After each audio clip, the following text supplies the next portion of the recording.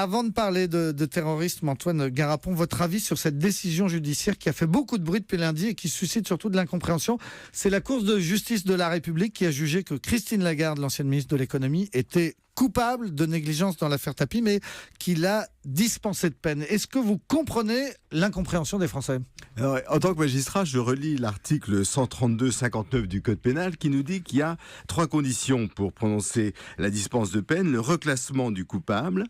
Alors, ensuite, en l'occurrence, elle est assez bien reclassée elle est assez à bien Washington. reclassée, voilà. Que le dommage causé soit réparé. Et enfin que le trouble... Ce qui n'est pas le cas. Et enfin que le trouble résultant de l'infraction est cessé. Où on peut se poser la question si c'est le cas, parce que le trouble, c'est un trouble profond qui est porté à l'image de la classe politique et à la confiance de nos concitoyens dans leurs institutions. Donc vous nous dites que d'un point de vue purement judiciaire, cette décision de la Cour de justice de la République n'est pas conforme au droit. Elle est difficilement compréhensible parce que c'est une décision qui en contient 2 contradictoires, à la fois une condamnation et une non-condamnation. Et je crois qu'il y a aussi une difficulté juridique qui est soulignée par beaucoup de commentateurs, c'est qu'il y a un instigateur à ce délit.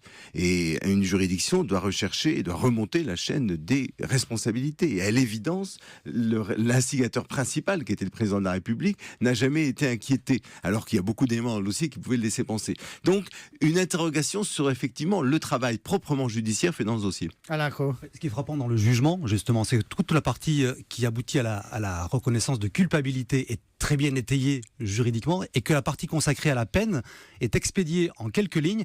On a le sentiment que la partie juridique, eh bien les 3 magistrats de la Cour l'ont vraiment bétonnée, si j'ose dire, et la partie de la peine qui a peut-être été emportée, on peut l'imaginer, par les parlementaires qui étaient largement majoritaires au sein de cette Cour, mais elle a été plutôt expédiée. C'est toute la difficulté de cette juridiction qui réunit des magistrats professionnels et des parlementaires qui vont statuer politiquement, bien évidemment. Et je crois que cette juridiction ne fonctionne pas ou fonctionne mal, et qu'on ne voit pas pourquoi d'ailleurs les politiques ne seraient pas pour des délits pénaux, des infractions pénales soumis à la juridiction ordinaire de droit commun. La suppression de cette juridiction. Absolument, parce qu'elle est hybride. Elle n'a jamais véritablement fonctionné, et dans toutes les autres démocraties du monde, il n'y a pas de juridiction d'exception particulière pour les hommes politiques. Mais attendez, pardon, Alain Cros, parce qu'on parle depuis tout à l'heure de l'incompréhension des Français face à cette décision, mais on a essayé de le vérifier. On a posé la question Maud Descamps sur Europe1.fr à nos auditeurs toute la journée.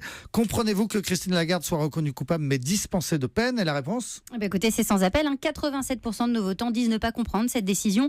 Olivier nous dit même que c'est révoltant. Cette décision contribue à détruire la devise de notre République. Jean-Pierre, lui, est en colère et il menace. Les privilèges ont été abolis la nuit du 4 août 1789, il faudra peut-être reprendre les armes.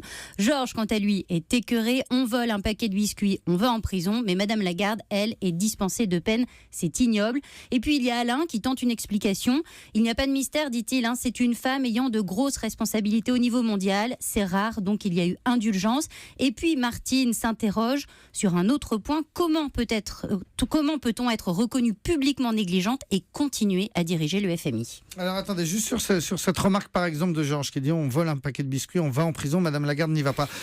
D'abord, question, est-ce qu'on va en prison pour un paquet de biscuits? Sans doute pas, mais est-ce qu'en matière de droit commun, cette dispense de peine, ça existe? Alors, elle existe en matière de droit commun, assurément, et elle est prononcée pour des affaires dans lesquelles l'infraction est véritablement terminée, où il y a une volonté évidente de réparer le mal qu'on a fait, ou la bêtise l'infraction en l'occurrence, qu'on a faite. Donc c'est pas tout à fait exceptionnel, cette décision. Ça arrive tous les jours devant les tribunaux qu'on puisse être dispensé de peine. Et les magistrats veillent au respect de ces 3 conditions. C'est très important, parce que c'est une prime pour réparer, alors je pense notamment au non-paiement de pensions alimentaires, ou non-représentation d'enfants, ou beaucoup d'infractions qui sont très importantes pour la vie des familles, mais dans lesquelles il y a la volonté un repentir actif, si vous voulez. On a volonté, effectivement, de mettre fin à l'infraction.